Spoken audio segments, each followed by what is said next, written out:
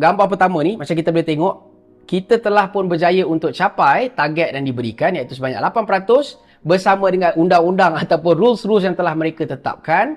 So, Alhamdulillah, kita boleh tengok itu adalah equity curve dia, dan bawah tu adalah Sharpe ratio. Kita dah dapat 5.67 Sharpe ratio, dan juga kita dapat hit target, iaitu sebanyak 8.9%. Okay? Kemudian untuk fasa seterusnya, kita juga dah berjaya untuk dapat Sharpe ratio sebanyak 2.96, dan juga kita juga berjaya untuk hit dia punya target sebanyak 5.4%. Okay?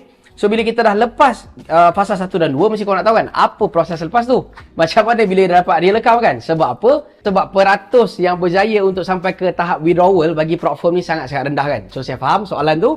Jadi, jom kita akan tengok macam mana keadaan dari sudut real account. Okay. Dalam real account kita dah trade amount ni, dan kita telah pun mendapat, Alhamdulillah, Sharpe ratio sebanyak 4.42, dan juga kita berjaya untuk hit 2.5%. Jadi, so bagi saya cukup lah benda tu kan. Sebab yang kita nak bukanlah terus boom. Kita bukan nak boom and bust. Kita nak konsistensi tu. Itu yang benda yang kita cuba targetkan dekat sini.